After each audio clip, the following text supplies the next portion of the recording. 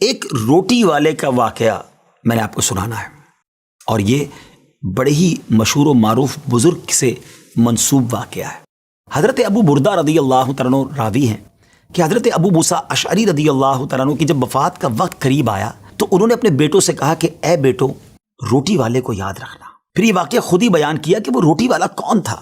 آپ نے کہا کہ ایک شخص تھا جس نے 70 سال اللہ کی عبادت کی، بڑی عبادت کی، مگر 70 سال بعد جب وہ باہر آیا تو شیطان نے اس کو بہکایا اور وہ ایک عورت کے فتنے میں مبتلا ہو گیا۔ 7 دن اور 7 راتیں وہ اس عورت کے ساتھ رہا، غلط کام ہو گئے۔ اب اس کو پھر شرمندگی ہوئی کہ یہ میں نے کیا کیا، 70 سال عبادت کی اور یہ 7 دن اور 7 راتیں میں نے گناہ میں گزار دی۔ بڑا شرمندہ، بڑا نادم، قدم قدم پر سجدے کرتا جاتا، توبہ کرتا جاتا۔ اب چلتے چلتے چلتے ایک مسافر خانے میں پہنچا تو وہاں 12 مسکین لوگ پڑے ہوئے تھے، لیٹے ہوئے تھے۔ اس نے بھی جگہ بنائی اور ان کے درمیان جا کر خود بھی گر کر سو گئے۔ اب رات میں ایک شخص آیا جو ان کو کھانا دیا کرتا تھا، روٹی دیا کرتا تھا۔ ایک ایک کر کے 12 روٹیاں لے کر آیا تھا، اس کو پتا تھا یہاں 12 مسکین رہتے ہیں۔ ایک ایک کر کے سب کو روٹی دینے لگا۔ وہ شخص جو یہاں آ کر اچانک بیچ میں آ کر لیٹا تھا، اس کو بھی وہ مسکین سمجھا اور اس کو بھی روٹی دے دی۔ لیکن ظاہر ہے کہ اگر ترتیب سے روٹی دیتے دیتے آگے آئے تو آخری نمبر والے کو روٹی نہ ملی، کیونکہ یہ تو 13 ہو چکے تھے۔ تو بانٹنے والے سے اس مسکین نے کہا کہ تم نے آج مجھے روٹی کیوں نہیں دی؟ اس نے کہا میں نے تو سب کو ایک ایک روٹی دی، کسی کو 2 نہیں دی۔ کہا تم مجھے روٹی نہیں دے رہے ہو؟ بہرحال وہ ناراض ہو گیا کہ ٹھیک ہے، پھر تم اگر یہ سمجھتے ہو کہ میں بددیانتی کر رہا ہوں تو میں تمہیں کچھ بھی نہیں دوں گا۔ یہ کہہ کر وہ شخص تو چلا گیا، مگر وہ مسکین بیچارہ بھوکا رہ گیا۔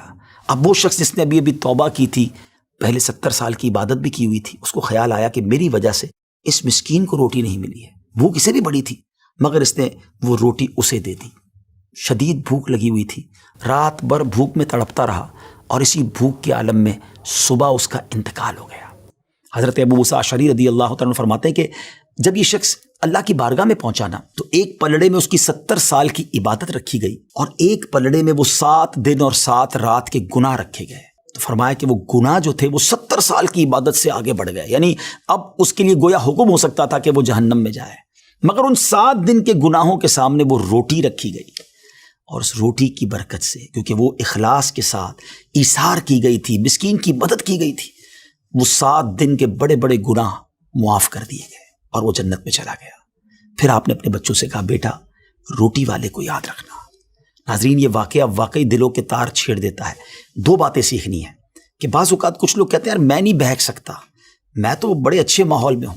نہیں جناب، شیطان نے بڑوں بڑوں کو بہکا دیا ہے۔ ہمیں اپنی صحبتیں اچھی کرنی ہوں گی، اللہ کریم سے شیطان کے مقابلے میں پناہ مانگنی ہوگی اور اپنے آپ سے ڈرتے رہنا ہوگا کہ نہیں میں بھی گناہوں میں مبتلا ہو سکتا ہوں، مجھ سے بھی کوئی بڑا گناہ کہیں نہ ہو جائے۔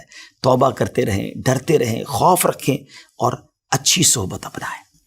اور دوسری بات، صدقہ جو ہے نا وہ گناہوں کو مٹا دیتا ہے۔ صدقہ اللہ کی بارگاہ میں بڑا پسندیدہ ہے، غریبوں کی مدد کرنا یہ اللہ کو بڑا پسند ہے۔